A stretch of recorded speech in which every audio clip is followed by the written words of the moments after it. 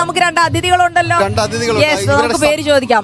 അറബി പദ്യം നുഹാ സജീർ. എവിടുന്നാ? Malappuram Areekode, SOHSS Areekode.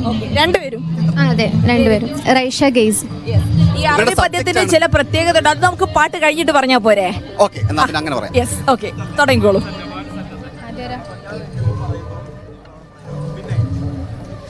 عشيري حنوني عماد الوحيد وداعا جزوعا عصير الودود مؤاسي الحياة مددت بحبي إلي فصرت بحبل الوحيد وأبقى الإله ظلالا فسيها بقطع الأهالي جميعا بعودي بشوري ملانا إمينا أناس وفيها أهالي تسيل بوادي وفيها أهالي تسيل بوادي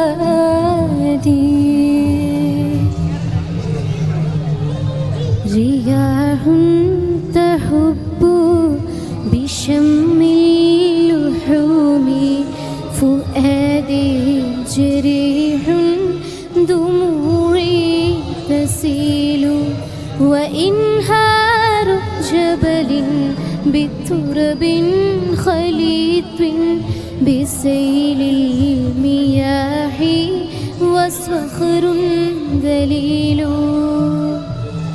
وينعاد تزهو بخضر مليح حدائق شاي وبن تهول ينابيع حبيب. Thank you, നല്ല പെർഫോമൻസ്. ഇതിനൊരു പ്രത്യേകത ഉണ്ടെന്ന് പറഞ്ഞു, അതുകൂടെ പറയാം.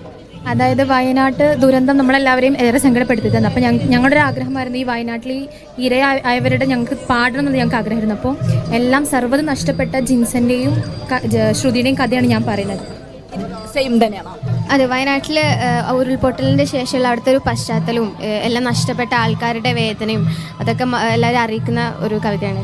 തീർച്ചയായിട്ടും. എന്തായാലും അറബി പദ്യത്തിലൂടെ അങ്ങനെ കുറെ സമകാലിക പ്രസക്തിയുള്ള സാധനങ്ങൾ കൊടുക്കാവുന്നത്. നമുക്കിനി